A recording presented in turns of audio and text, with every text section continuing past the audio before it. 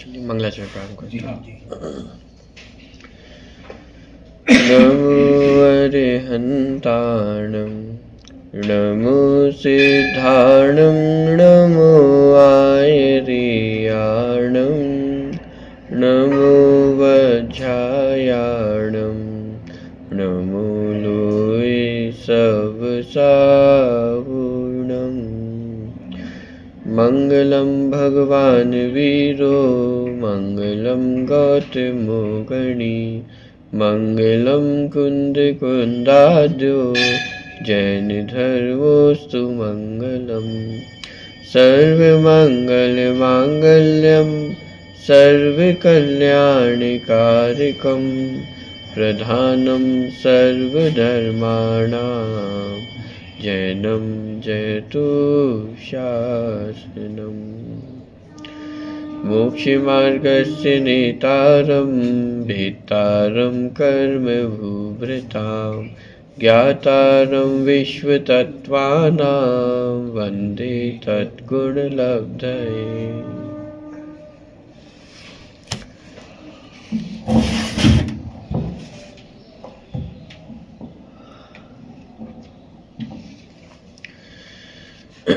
तत्वा सूत्र ग्रंथ का स्वाध्याय करते हुए कल 32वें नंबर तक के सूत्र की चर्चा अपनी पूरी हुई थी, जिसके अंतर्गत प्रमाणाभास का प्रकरण आया था और उसके अंतर्गत ये समझ में आया कि जो कुमति कुश्रुत और कुअब्धि ज्ञान है ये मिथ्या भी होते हैं और मति श्रुत ज्ञान रूप सम्यक भी होते हैं।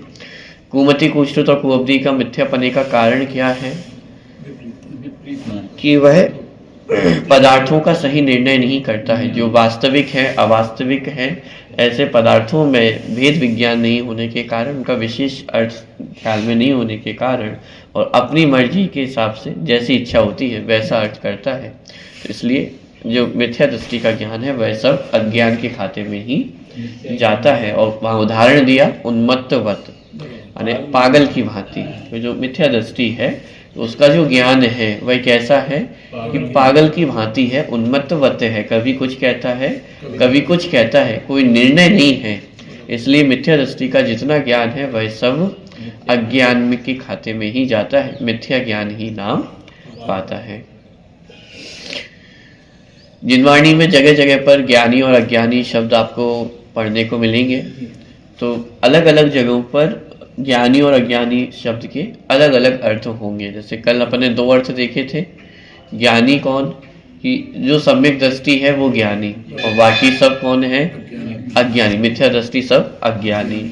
एक और अर्थ देखा था केवल ज्ञानी ही ज्ञानी है बाकी सब अज्ञानी है। तो 12वें गुण स्थान तक के सभी जीव कैसे हो जाएंगे अज्ञानी हो जाएंगे। क्या कोई ऐसी भी अपेक्षा है जब मिथ्या दृष्टि को भी ज्ञानी कहा जाता हो? मिथ्या दृष्टि अगर भेद विज्ञान करे, मिथ्या दर्शन चल रहा है वो तो चलेगा ही नहीं, मिथ्या दृष्टि कैसे रहेगा? नहीं सम्यक ना हो भेद विज्ञान। अभी द्रव्य संग्रह ग्रंथ में अपन ने जीव की परिभाषा देखी थी। जीव किसे कहते हैं? एक शब्द में आप परिभाषा आई थी, रानी जीव, माने जो ज्ञानी है वह जीव है और जिसमें अज्ञानता है वह सब अजीब है। तो इस अपेक्षा से मिथ्या दृष्टि को भी ज्ञानी कहा जाएगा, क्योंकि ज्ञान गुण है ना, चाहे अज्ञान मिथ्या दृष्टि हो चाहे सम्यक दृष्टि हो, ज्ञान गुण तो उसमें पाया जा रहा है ना। तो ज्ञान गुण के कारण उसको ज्ञानी कहना, ये भी अपेक्षा आपको जिनवाणी में मिले। माने ज्ञानी शब्द के कितने प्रकार से अर्थ जिनवाणी में आपको पढ़ने को मिल सकते हैं। मिथ्या दृष्टि को भी ज्ञानी कहा जा सकता है। वहां तात्पर्य मात्र इतना है जीव को बतलाना है कि जीव है, और उसमें भेद नहीं कि मिथ्या दृष्टि है कि सम्यक दृष्टि है। तो वहां सीधा जीव कौन कि जो ज्ञानी है वह जीव है, जो अज्ञानी है वह अजीव है। तो वहां ज्ञानी कहकर के पहले गुणस्थान से लेकर के गुणस्थानातीत सभी जीव उसमें सम्मिलित हो जाते हैं। ये पहला ज्ञानी शब्द का अर्थ। दूसरा सम्यक दृष्टि ही ज्ञानी है, बाकी सब कैसे है मिथ्या दृष्टि आदि सब अज्ञानी। माने पहले से तीसरे गुणस्थान तक के जीव वे अज्ञानी हैं और चौथे गुणस्थान से आगे के जीव सभी ज्ञानी हैं। तीसरा अर्थ केवल ज्ञानी ही ज्ञानी है, बाकी सभी जीव कैसे हैं अज्ञानी हैं। तो जिनवाणी में ज्ञानी शब्द आपको पढ़ने को मिलेगा, तो वहां आपको अर्थ करना पड़ेगा कि माने समझना होगा कि वहाँ ज्ञानी शब्द का अर्थ क्या है। जैसे द्रव संग्रह ग्रंथ में भी अपन ने ज्ञानी शब्द पढ़ा, लेकिन वहाँ तात्पर्य पहली अपेक्षा का था कि जीव मात्र को बतलाना था, जीव मात्र को परिभाषित करना था। तो जिसमें ज्ञान पाया जाता है वह सब ज्ञानी जीव हैं, और जिसमें ज्ञान नहीं पाया जाता वे सब अज्ञानी पुद्गलादिक अजीब द्रव्य है। वहाँ वो अपेक्षा बतलाने की थी, इसलिए वहाँ मिथ्या दृष्टि से लेकर के सभी जीवों को ज्ञानी शब्द के अंतर्गत ही लिया। कहीं कहीं सम्यक दृष्टि जीव को ज्ञानी कहा जाएगा, तो वहाँ मिथ्या दृष्टि जीव को अज्ञानी समझना। कहीं केवल ज्ञानी को ही ज्ञानी कहा जाएगा और बाकी सभी को अज्ञानी कहा जाएगा। तो अब उसमें फर्क समझना, जहाँ केवल ज्ञानी को ज्ञानी कहा जा रहा है और सबको अज्ञानी कहा जा रहा है, वहां 12वें गुणस्थान वर्ती जी मिथ्या दृष्टि रूप अज्ञानी नहीं है। वहां मात्र क्षौषम ज्ञान की अपेक्षा उन्हें अज्ञानी कहा जा रहा है कि केवल ज्ञान क्षयिक ज्ञान है, उसमें सब कुछ जानने में आ रहा है। 12वें गुणस्थान तक सब कुछ जानने की सामर्थ्य नहीं है, बस इस कम जानने की सामर्थ्य को ही अज्ञानता कहा जा रहा है। तो कहाँ किस अपेक्षा से ज्ञानी और अज्ञानी कहा जा रहा है, ये हमें समझना होगा। ठीक, चलिए, तो इस प्रकार जो प्रमाणाभास की चर्चा थी, मान लीजिए जो मिथ्या ज्ञान की चर्चा थी, वो वहां पे 2 सूत्रों के माध्यम से पूरी हुई। अब यहाँ पे अंतिम, माने पहले अधिकार का अंतिम सूत्र है और एक नया प्रकरण प्रारंभ हो रहा है और एक नया प्रकरण यहाँ समाप्त भी हो जाएगा। माने एक ही सूत्र में जो नयों का प्रकरण है वो यहाँ पे शुरू भी कर रहे हैं और यहीं पे एक ही सूत्र के माध्यम से उसको पूरा भी करेंगे। ठीक है, और ये नयों की चर्चा आई क्यों है, इसकी चर्चा कल अपन ने देखी थी, क्योंकि प्रमाण नय अधिगमा, ये सूत्र हमने पढ़ा था कि प्रमाण और नय से 7 तत्वों का अधिगम होता है, मोक्ष मार्ग का अधिगम होता है, सम्यक दर्शन ज्ञान चार्ट का अधिगम होता है। तो प्रमाण की चर्चा पूरी हो चुकी है, अब नयों की चर्चा ही शेष रही थी, तो इसलिए प्रकरणवश वो नये का प्रकरण यहाँ पे आया हुआ है। ठीक है, जब नयों की हम चर्चा पढ़ते हैं तो मूल रूप से सबसे पहले जो 2 नाम हमें ख्याल में आते हैं वो निश्चय और व्यवहार। ये 2 प्रकार के नए होते हैं, निश्चय और व्यवहार, और वर्तमान समय में बहुत वाद विवाद भी इन 2 नयों के संदर्भ में ही चलता है, निश्चय व्यवहार। लेकिन जिनागम में मात्र ये 2 नयों का ही प्रयोग नहीं है, इनके अलावा 2 और महत्वपूर्ण नय हैं, द्रव्यार्थिक और पर्यायार्थिक नय। अपितु माने जिनवाणी में अधिकतर प्रयोग तो द्रव्यार्थिक और पर्यार्थिक नय का ही आपको देखने को मिलेगा।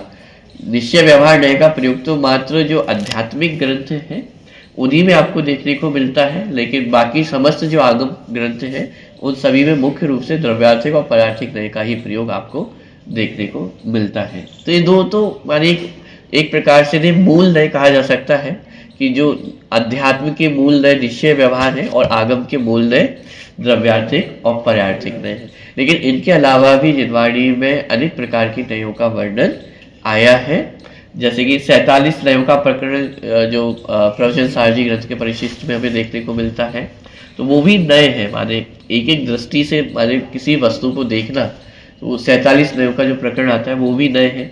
इसी तरह तत्वा सूत्र ग्रंथ में जो यहाँ पे नयगम आदि नयों का वर्णन किया गया है, ये भी एक प्रकार नए का ही वर्णन है, और ये नए सभी द्रव्यार्थिक पर्यार्थिक नए में ही समाहित हो जाते हैं। या ऐसा कहें कि ये द्रव्यार्थिक और पर्यार्थिक नय के ही भेद प्रभेद है। ये जो 7 प्रकार के नयों की चर्चा यहाँ पे आएगी, तो इनमें से 3 प्रकार के जो नय हैं वह द्रव्यार्थिक नय के भेद हैं, और 4 प्रकार के जो नय हैं वह पर्यार्थिक नय के भेद हैं। शुरू के जो 3 नय इसमें आएंगे, नयगम, संग्रह और व्यवहार, ये द्रव्यार्थिक नय के ही भेद हैं, और बाकी के जो शेष 4 नय हैं वे सभी पर्यायार्थिक नय के भेद हैं। विशेष चर्चा तो अपन समझेंगे, लेकिन एक मोटी मोटी जो रूपरेखा इस सूत्र संबंधी बन रही है वो मैं आपको स्पष्ट कर रहा हूँ। प्रमाण किसे कहते हैं? वस्तु के जो संपूर्ण ग्रहण करे उसे प्रमाण कहते हैं। और संपूर्ण ग्रहण करने का अर्थ क्या है? वस्तु को भली-भांति जानना, पूरी वस्तु के सभी पक्षों का ग्रहण करना। वस्तु के सभी पक्षों को ग्रहण करना। वस्तु में कितने पक्ष हैं?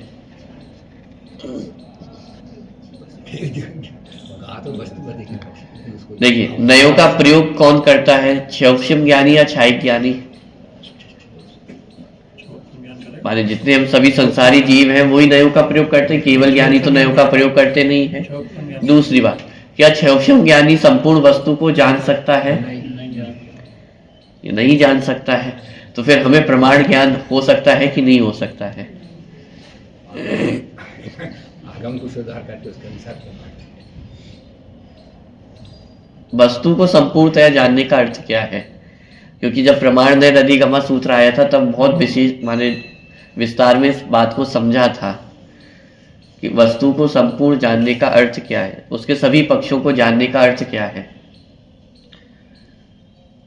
अच्छा, कितने पक्ष हैं आत्मा में? भाई किसी भी वस्तु में कितने पक्ष हैं?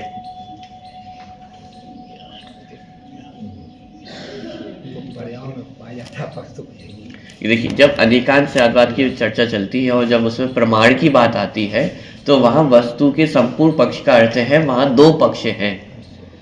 माने जो धर्म है वो युगल में पाए जाते हैं, जैसे सत असत।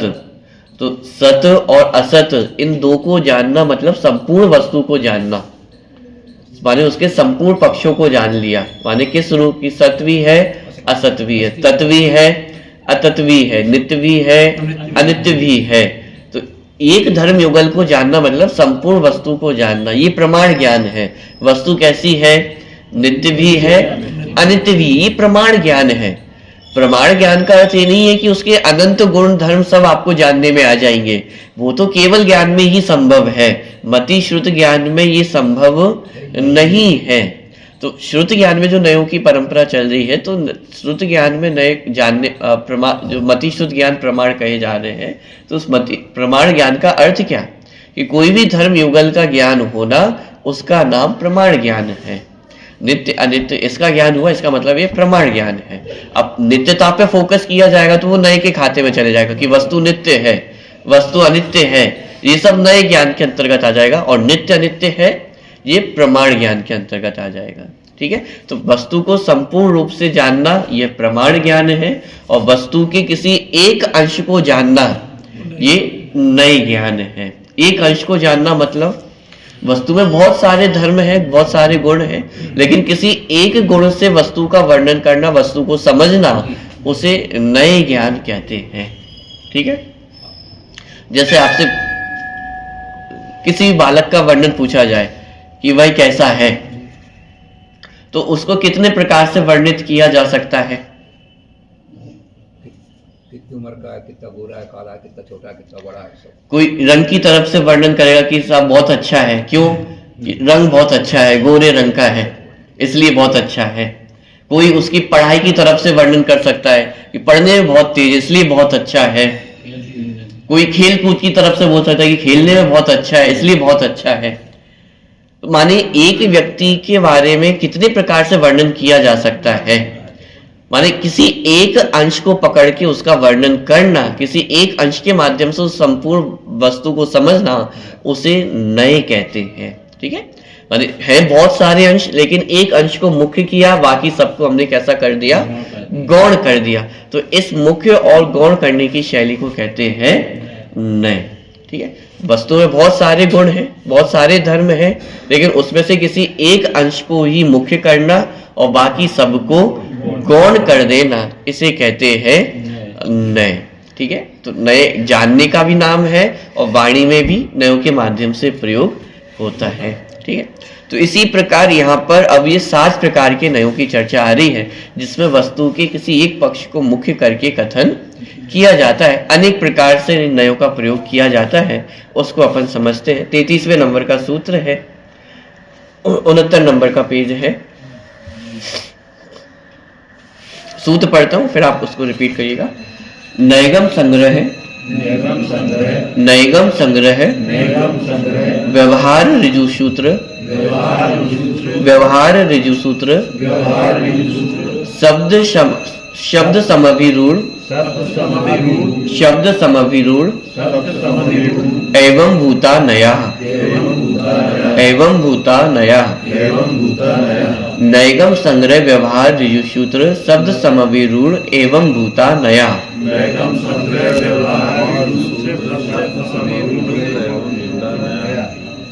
देखिए यहाँ पे जो 7 प्रकार के नए हैं उनका वर्णन किया गया।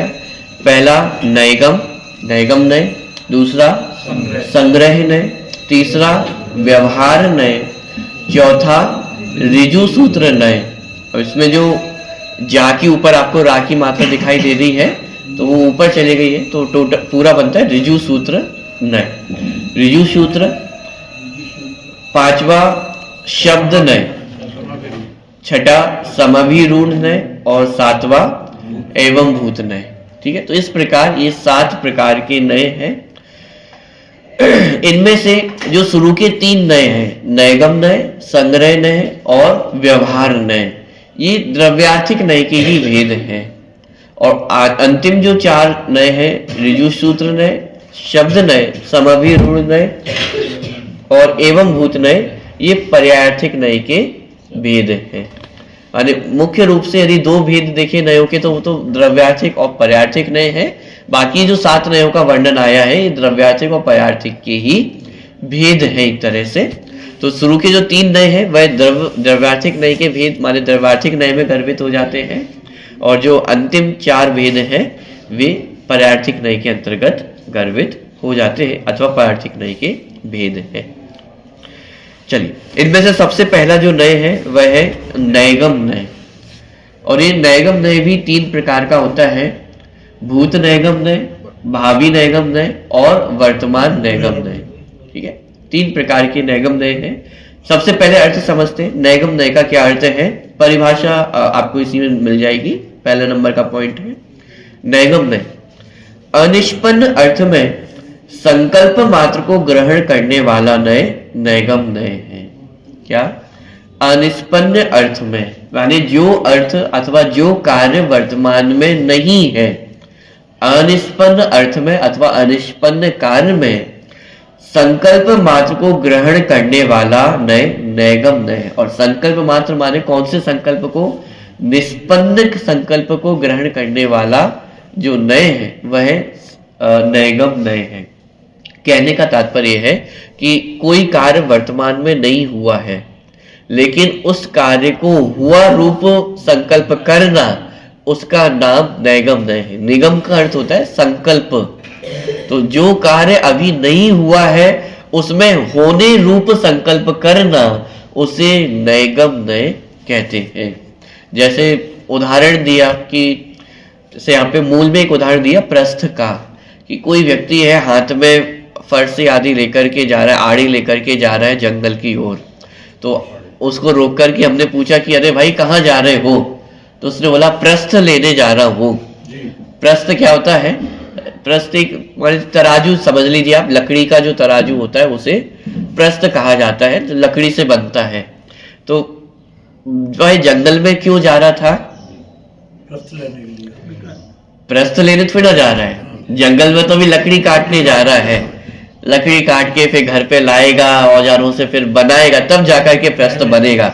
जंगल तो लकड़ी लेने जा रहा है, लेकिन क्या कह रहा है कि प्रस्थ लेने जा रहा हूं।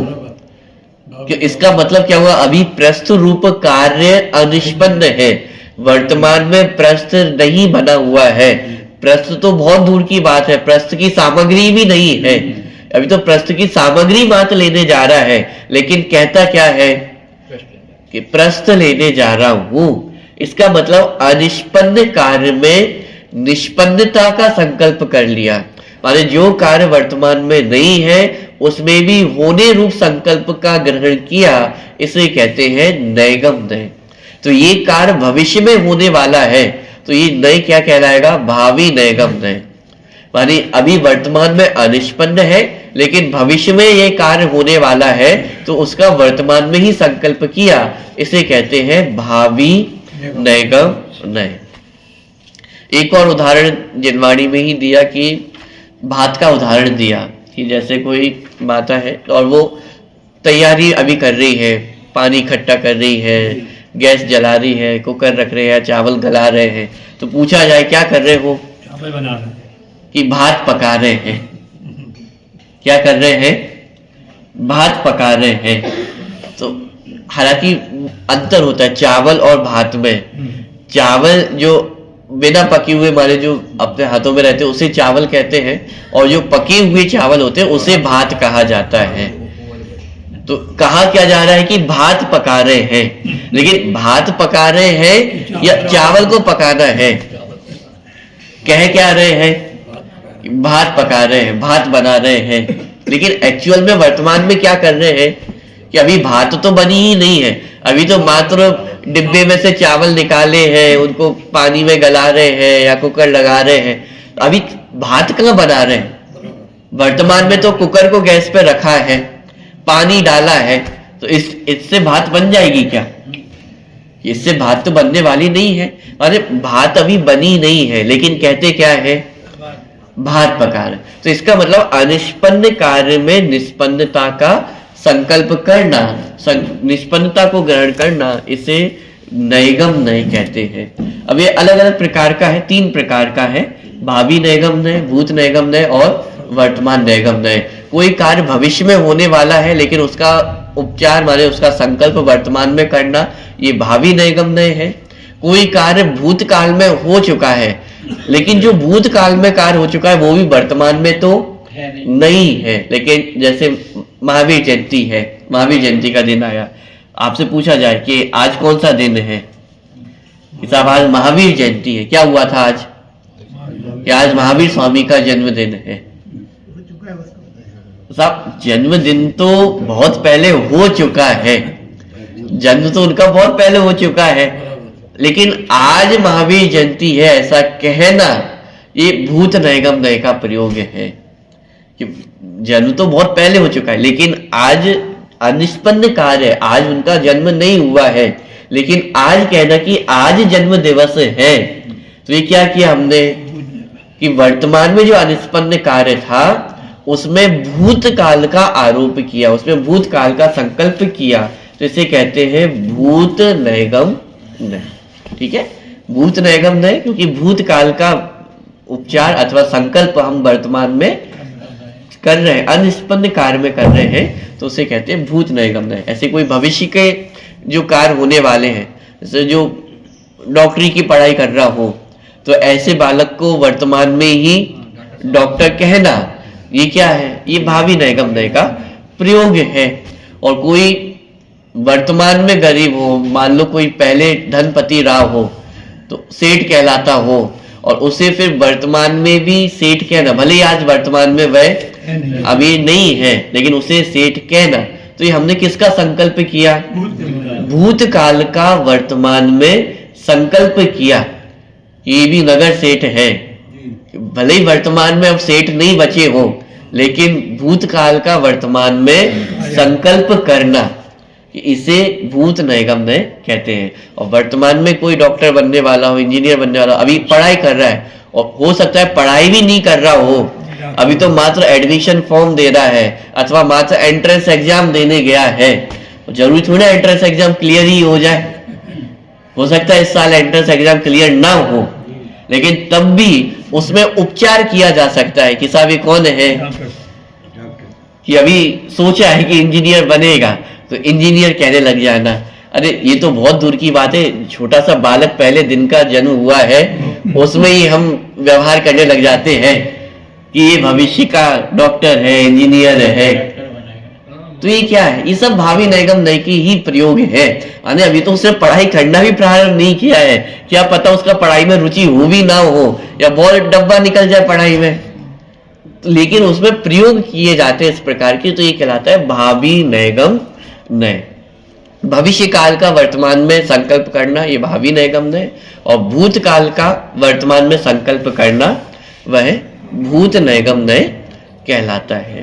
ठीक, तो इसी प्रकार से जितने वर्तमान में हम सिद्ध क्षेत्रों की कल्पना करते हैं, तो सिद्ध क्षेत्र भी क्या है? ये भूत नैगम नय का ही प्रयोग है।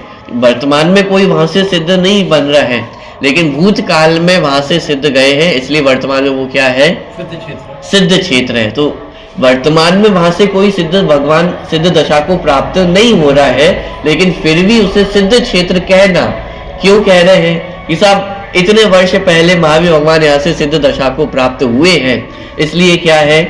ये सिद्ध क्षेत्र है। तो ये भूतकाल का वर्तमान में संकल्प करना, तो इसे वर्तमान में भी सिद्ध क्षेत्र कहना, तो ये सब भूत नैगम नय के प्रयोग हैं। ठीक है, तो भूत नैगम नय और भावी नैगम नय, और एक है वर्तमान नैगम नय। अब वर्तमान नैगम नय क्या है?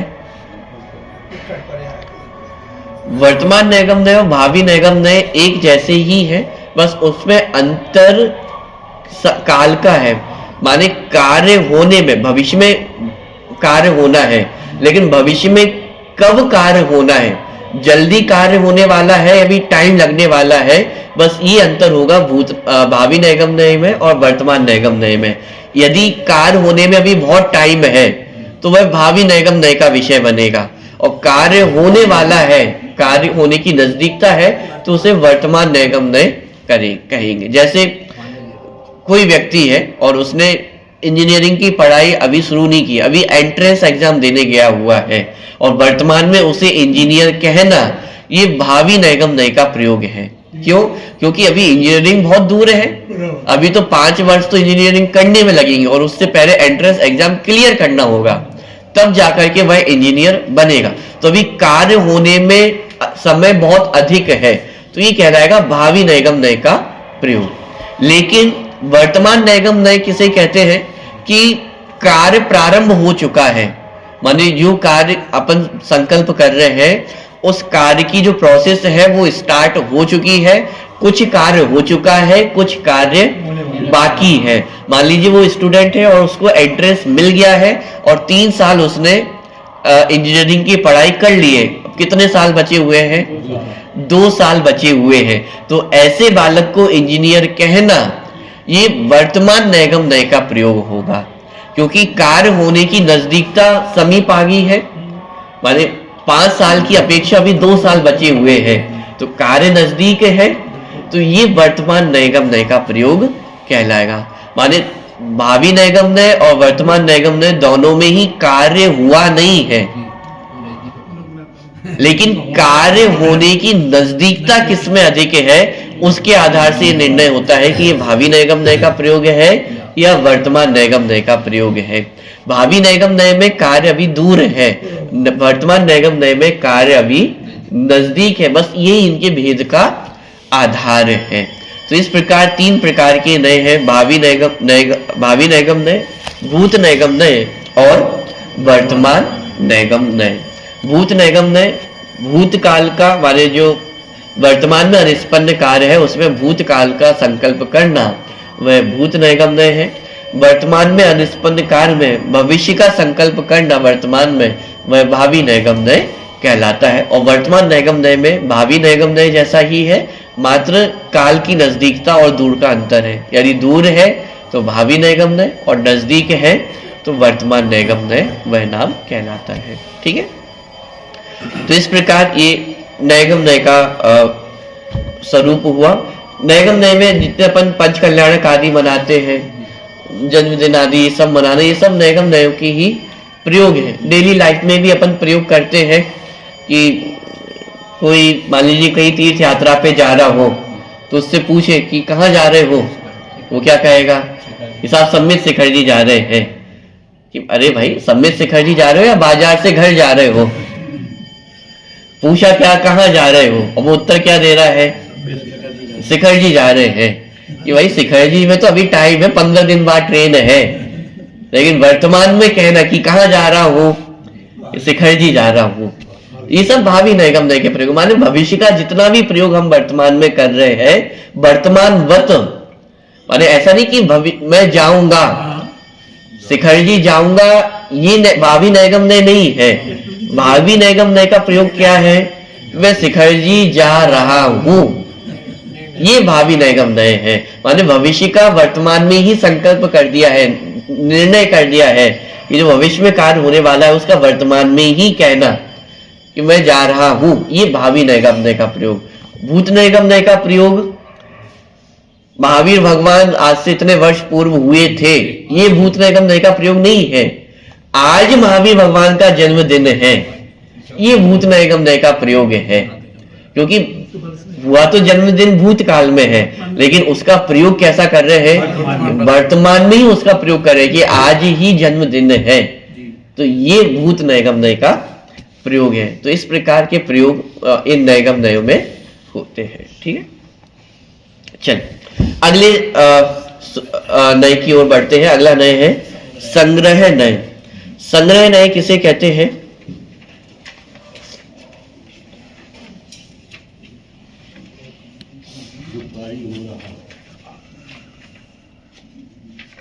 देखिए पृष्ठ क्रमांक 75 पे नीचे दिया गया है दूसरा पॉइंट, संग्रह नय। ठीक है, मैं इतना पूरा विषय मैंने अभी बीच का छोड़ दिया है, ये आप लोगों के पढ़ने के लिए है, क्योंकि इसमें और बहुत सारी चर्चा आने वाली है, ज्ञान नय, अर्थ नय, शब्द नय की, तो मैं उस विशेष चर्चा में नहीं जाना चाह रहा हूँ। जिनको विशेष रुचि हो तो वो विषय भी आप वहां से पढ़ सकते हैं। बाकी जो नैगम नय संबंधी चर्चा थी वो लगभग मैंने पूरी इसमें कवर कर ली है। ठीक है, चलिए आगे। संग्रह नय, प्रत्यक्ष और अनुमान प्रमाणों द्वारा अपनी जाति का विरोध न करते हुए सभी विशेषों को कथनचित एकत्व रूप से ग्रहण करना संग्रह नय है। क्या परिभाषा है? प्रत्यक्ष और अनुमान प्रमाणों द्वारा अपनी जाति का विरोध न करते हुए सभी विशेषों को कथनचित एकत्व रूप से ग्रहण करना संग्रह नय है। कहने का तात्पर्य है कि किसी भी वस्तु को, माने बहुत सारी वस्तुएं सब अनेक अलग अलग प्रकार की है, उनमें से कोई समानता का अंश खोज करके उन सबको एक साथ ग्रहण करना उसे संग्रह नय कहते हैं। और यह एक शब्द का प्रयोग किया, कथनचित एकत्व रूप से ग्रहण करना, माने कथनचित एकत्व रूप ग्रहण करने का तात्पर्य कि वो वस्तु वैसी की वैसी नहीं हो जाती है, किसी अपेक्षा से वह अलग भी है, लेकिन उसमें हमने समानता का अंश देखा है। जैसे संग्रह नय का प्रयोग, हम सभी कौन है? मनुष्य। अब हमने समानता का अंश क्या खोजा? मनुष्य, मैं भी मनुष्य हूं, आप भी मनुष्य है। भेद देखना चाहे तो भेद भी है, उन मनुष्यों में कुछ पुरुष है, कुछ स्त्री है, कुछ महिला है, ये भेद हो जाएगा। लेकिन समानता देखनी होगी तो हम सभी कौन है? मनुष्य है। ठीक है, जाति की अपेक्षा देखें तो हम सभी कौन है? जैन है, ये भी समानता का अंश हो गया।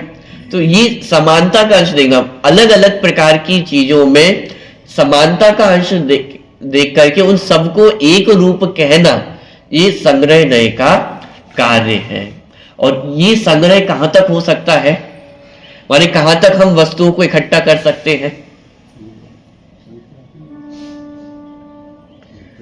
मनुष्यों को विचार करें, कितने मनुष्यों को हम इकट्ठा कर सकते हैं?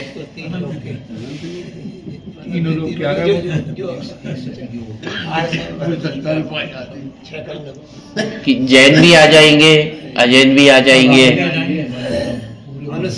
मध्य प्रदेश के भी आ जाएंगे, राजस्थान की भी आ जाएंगे, भारत, पूरे भारत के आ जाएंगे, और पूरे विदेश के भी इसमें संग्रहित हो जाएंगे। माने एक मनुष्य शब्द में हमने कितने लोगों को संग्रहित कर लिया है?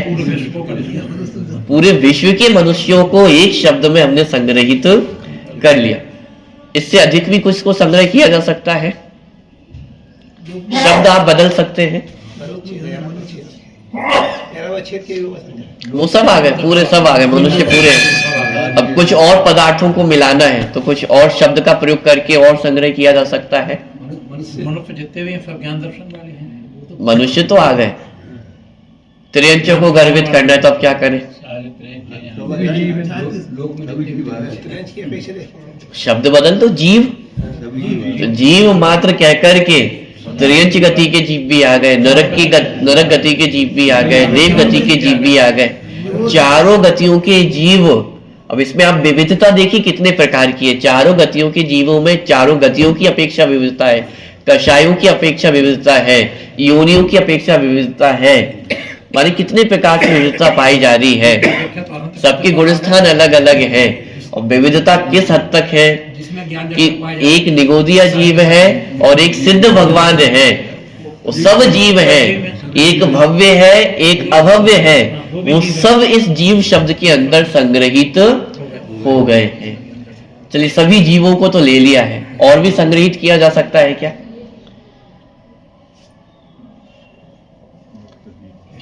इस माइक को भी मिलाना है, क्या कहें? द्रव्य द्रव्य द्रव्य कह करके सब जीव तो संग्रहित तो हो ही गए हैं, लेकिन बाकी के जो 5 द्रव्य हैं, पुद्गल, धर्म, अधर्म, आकाश, काल, वो भी संग्रहित हो गए हैं। माने एक जाति में मिला लिया ही, मैं और माइक ये भी एक जाति में मिल गए हैं। क्या कह करके? द्रव्य कह करके। और इसी माने द्रव्य कह करके उस महासत्ता का ग्रहण होता है। इस महासत्ता में इस विश्व का संपूर्ण पदार्थ, इस विश्व के संपूर्ण पदार्थ संग्रहित हो जाते हैं, जिसका एक नाम है महासत्ता। आगे आप इसको पढ़ेंगे तो ये महासत्ता अवान्तर सत्ता की चर्चा भी आएगी। जैसे अगली पैराग्राफ में है, सत्ता 2 प्रकार की होती है, महासत्ता और अवान्तर सत्ता। तो ये महासत्ता मतलब इतना संग्रह कर लिया है कि इस विश्व का प्रत्येक पदार्थ उसमें आ गया है। माने उस महासत्ता में कुछ भी बाकी नहीं रहा है। सब कुछ मिलाकर के देखा जाए तो क्या है? एक महासत्ता ही तो है। मैं भी सत्ता हूं, आप भी सत्ता है, आप भी सत्ता है। इस विश्व में प्रत्येक वस्तु क्या है? सत्ता ही तो दिखाई दे रही है। तो उन सत्ता को मिला करके क्या बन गया? ये सब महासत्ता ही तो है। माने एक संपूर्ण रूप से देखा जाए इस विश्व में क्या है, प्रश्न किया जाए कि इस विश्व में क्या है? 6 द्रव्य तो भेद हो गए हैं। इस विश्व में क्या है? एक शब्द में उत्तर दीजिए। इस विश्व में सत्ता के अलावा और कुछ नहीं है। अस्तित्व है, प्रत्येक वस्तु का अस्तित्व है। तो इस विश्व में क्या पाया जाता है? अस्तित्व पाया जाता है। और जो नहीं होगा वो तो इस विश्व में ही नहीं होगा। पॉइंट पकड़ में आ रहा है? जो कुछ है वो अस्तित्व ही तो है, सत्ता ही तो पाई जा रही है। और सत्ता के अलावा इस विश्व में और कुछ भी नहीं पाया जाता है। तो एक नाम हो गया कि क्या है? महासत्ता है। तो ये महासत्ता का उदाहरण यहां पे दिया है। अवान्तर सत्ता किसे कहते हैं? महासत्ता में अब जितने भी भेद प्रभेद किए जाएंगे वो सब अवान्तर सत्ता कहलाई जाती है। जैसे महासत्ता, पूरा ये विश्व महासत्ता है, उसमें अवान्तर भेद करना कि द्रव्य 6 द्रव्य होते हैं। ये महासत्ता में हमने भेद कर दिया, ये अवान्तर सत्ता हो गई। इसमें भी फिर और भेद किए जा सकते हैं। द्रव्य में भी जीव द्रव्य लिया तो ये और भेद हो गया। जीव द्रव्य में भी और भेद प्रभेद किए जा सकते हैं। 4 गति की अपेक्षा भेद कर दिए तो ये और भेद हो गया। 4 गतियों में भी एक गति को पकड़े, मनुष्य गति, तो मनुष्य गति में भी आप अनेक प्रकार से भेद कर सकते हैं। भारतीय है, अलग अलग देशों के हैं, कोई विदेशी है, भारतीय है। प्रांतों की अपेक्षा भेद किए जा सकते हैं, भाषा की अपेक्षा भेद किए जा सकते हैं, अथवा सम्यक दृष्टि, मिथ्या दृष्टि की अपेक्षा भेद किए जा सकते हैं। माने बहुत तरह से भेद किए जा सकते हैं। तो उत्तर उत्तर भेद करते चले जाना, ये सब अवान्तर सत्ता कहलाती है। माने महासत्ता में जितना भेद किया जाएगा वह सब अवान्तर सत्ता कहलाती है। महासत्ता किसका नाम है? मानी संग्रहने की ताकत है कि इस विश्व के प्रत्येक पदार्थ को एक पलड़े में ला करके खड़ा कर दे। जैसे कोई तराजू हो तो तराजू में 2 पलड़े होते हैं, एक तरफ अपने आप को रखते हैं, एक तरफ दूसरी तरफ किसी अन्य वस्तु को रखते हैं। लेकिन संग्रहने में ताकत है कि इस विश्व की प्रत्येक वस्तु को एक पलड़े में ला करके ही खड़ा कर दिया है। फिर चाहे वह जीव हो, चाहे वह पुद्गल हो, चाहे वह ज्ञान वाला हो, चाहे वह स्पर्श रसगंध वर्ण वाला हो, सबको एक पलड़े में ला करके उसने खड़ा कर दिया है, जिसका नाम है महासत्ता। इस महासत्ता की नजरिए से देखेंगे तो किसी में कोई अंतर दिखाई नहीं देगा। सब सत्ता रूप है ना, और जब सब सत्ता रूप है तो कौन सी अच्छी सत्ता और कौन सी बुरी सत्ता? ये सब सत्ता रूप ही है। मानी वीतरागता का भी उत्कृष्ट उदाहरण है, समता भाव का उत्कृष्ट उदाहरण कि सत्ता रूप अनुभव करना, सत्ता रूप देखना कि क्या है, कि सत्ता ही तो है। इस विश्व में सत्ता ही दिखाई देना, ये समता भाव का भी उत्कृष्ट उदाहरण है। तो संग्रह नय के माध्यम से हमें क्या दिखाई दे रहा है? एक महासत्ता दिखाई दे रही है। घोड़े की सेना, हाथी की सेना सब एक ही चीज है। क्या है? सेना है। और वो सेना शब्द में मनुष्य भी है, हाथी घोड़े भी है, और वो रथ आदि भी है। माने जीव भी है, माने मनुष्य भी है, त्रियंच भी है और पुद्गल भी है, उन सबको एक शब्द में कहना सेना। ये सब संग्रह नय के ही उदाहरण है। ठीक है, तो ये महासत्ता में अभी चर्चा इतनी क्यों कर रहा हूं, क्योंकि अन्य मत में भी इस प्रकार की महासत्ता का वर्णन मिलता है, जिसे वे कहते हैं ब्रह्मा। माने इस जगत में ब्रह्मा ही है, ब्रह्मा के अलावा और कुछ एको ब्रह्मा द्वितीयो नास्ति, माने जो कुछ है वह ब्रह्म ही है, दूसरा और कुछ जगत में नहीं है। तो प्रश्न खड़ा हुआ जैन दर्शन से कि आप भी ऐसा कुछ मानते हो क्या? तो जैन दर्शन ने उत्तर दिया कि हम भी मानते हैं, क्यों नहीं मानते हैं। उन्होंने प्रस्तुत किया कि हम महासत्ता को स्वीकार करते हैं, लेकिन हमारी महासत्ता को स्वीकार करना सही और आपकी महासत्ता को स्वीकार करना गलत, ऐसा क्यों? क्योंकि परिभाषा में एक शब्द दिया कथनचित, यानी हम जो महासत्ता को स्वीकार कर रहे हैं वह कथनचित स्वीकार कर रहे हैं, और कथनचित का अर्थ है किसी अपेक्षा से महासत्ता कही जा रही है, वो अपेक्षा का नाम है संग्रह नय। माने इन अलग अलग प्रकार की वस्तुओं में से हमने एक समानता का अंश खोजा है, और उस समानता के अंश के आधार से हम सारी वस्तुओं को एकत्रित करके कह रहे हैं कि ये महासत्ता है। लेकिन आप जिस महासत्ता की बात कर रहे हो वह कथनचित नहीं है, वह तो सर्वात्मक हो गई है, और यदि सर्वात्मक मानेंगे तो बहुत सारी समस्याएं खड़ी होने वाली हैं। और जैन दर्शन की महासत्ता सही क्यों? क्योंकि वह कथनचित है, किसी अपेक्षा से कही जा रही है, सर्वथा नहीं कहा जा रहा है। महासत्ता में भी एक एक वस्तु का अपना स्वरूप अस्तित्व अलग अलग है, सुरक्षित है, कोई किसी में मिला नहीं है। इसलिए जैन दर्शन में जिस महासत्ता का वर्णन किया गया है वह सही है। क्यों? क्योंकि उसमें किसी के स्वरूप अस्तित्व माने अपने अस्तित्व में किसी का खतरा नहीं आता है। अन्य दर्शन में जिस महासत्ता को स्वीकार किया है उसमें तो स्वयं की सत्ता पे खतरा आ जाएगा, और वहां तो मोक्ष की कल्पना ही ये है कि अपने अस्तित्व को खो दिया तब जाकर के मोक्ष की प्राप्ति होगी। वहां उसे नाम दिया ज्ञान शून्य होना। जैन दर्शन में तो ज्ञान का उत्कृष्ट पने प्रकट होना, उसका नाम मोक्ष है। अन्य दर्शन में ज्ञान का शून्य हो जाना, उसका नाम मोक्ष है। ये साहब अभी बहुत ज्ञान है ना, तो ज्ञान से क्या करते हो? चतुराई दिखाते हो, राग द्वेष करते हो, तो क्या करो? मोक्ष प्राप्त करना है तो ज्ञान को ही हटा दो, ना ज्ञान बचेगा, ना चतुराई बचेगी, ना राग द्वेष कर सकोगे, इसका नाम मोक्ष है। अरे भाई, जब ज्ञान ही नहीं बचेगा तो फिर हमारा अस्तित्व ही क्या रहेगा? क्या बहुत सारी समस्या उसमें आती है, लेकिन कहने का तात्पर्य यह है कि जिस महासत्ता की चर्चा चलती है तो जैन दर्शन में भी महासत्ता को स्वीकार किया गया है। जैन दर्शन में भी ब्रह्मा आदि शब्द स्वीकृत हैं, लेकिन उनके पीछे अपेक्षा है। किस अपेक्षा से कथन किया जा रहा है उसको समझना आवश्यक है। तो जैन दर्शन में भी महासत्ता स्वीकृत है, और वो किसकी अपेक्षा? संग्रह नय से समानता का अंश खोजा, सभी सत्ता है, तो सभी सत्ताओं को जब हमने संग्रह किया तो पूरा विश्व ही उसमें शामिल हो गया। तो पूरा विश्व शामिल होने के कारण एक नाम दिया कि क्या है? महासत्ता है।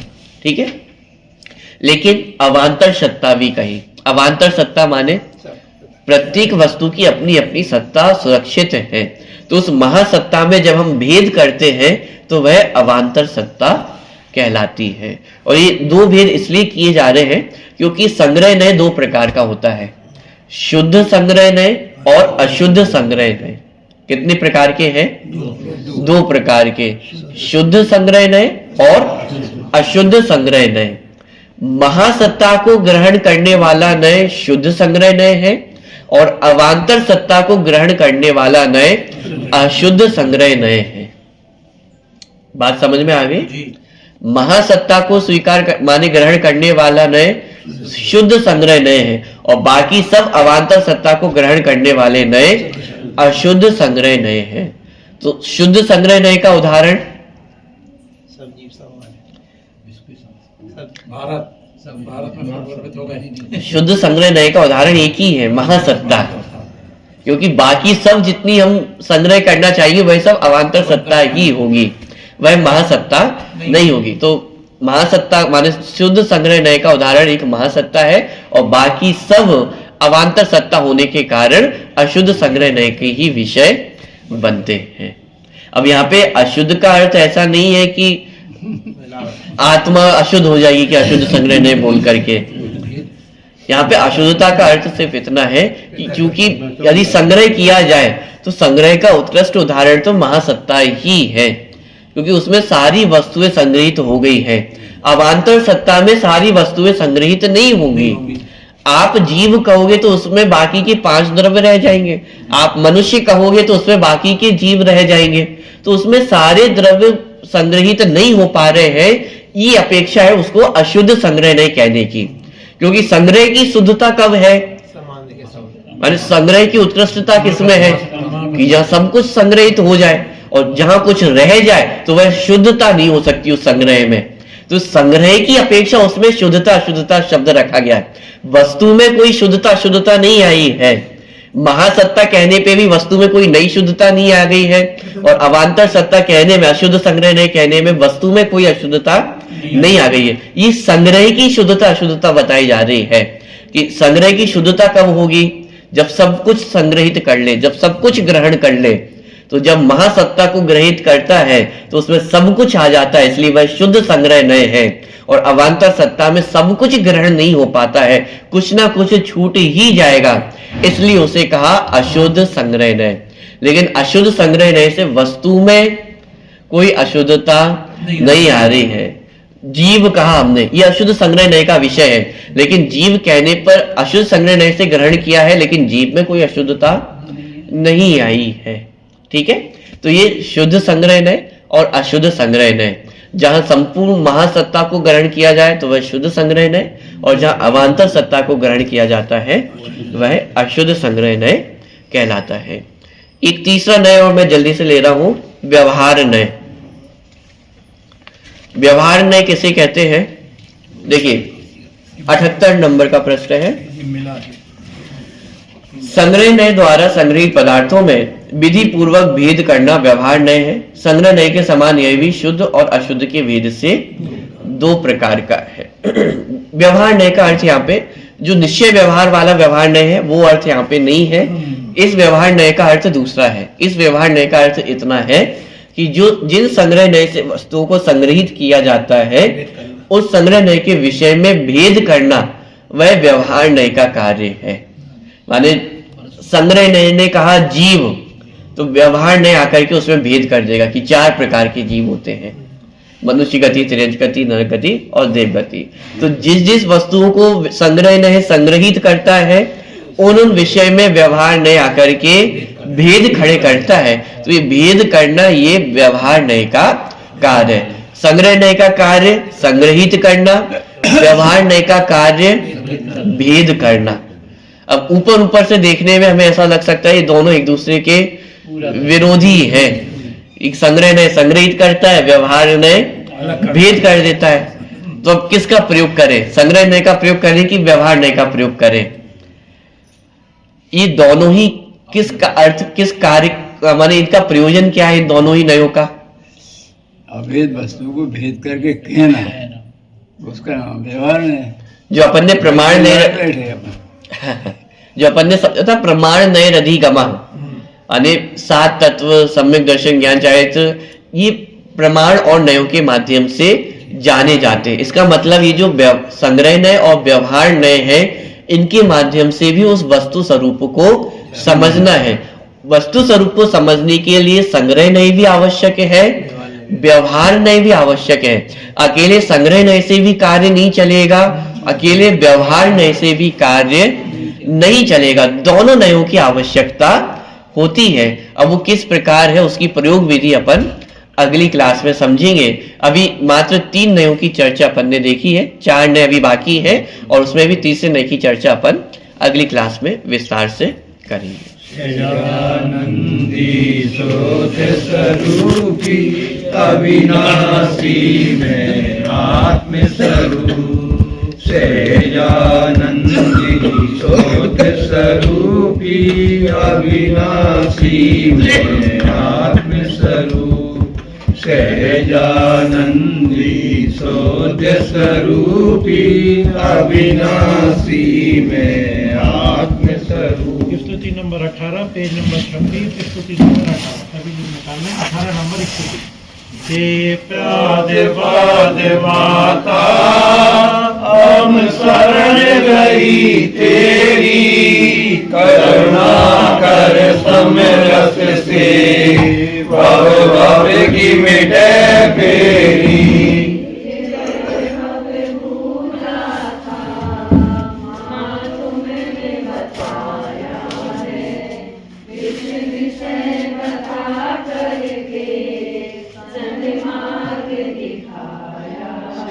मार्ग चलूं मैं माँ हो स्वानुभूति तेरी, करुणा कर समरस से भव भव की मिटे फेरी।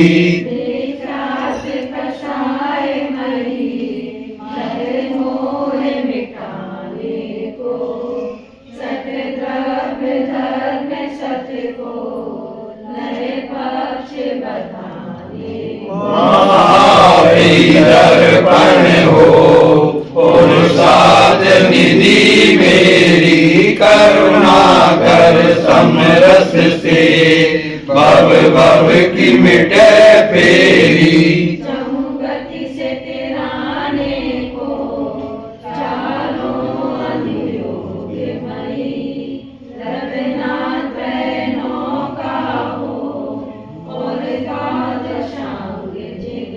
हमको भी करना है संसार सिंधु फेरी, करुणा कर समरस से भव भव की मिटे फेरी।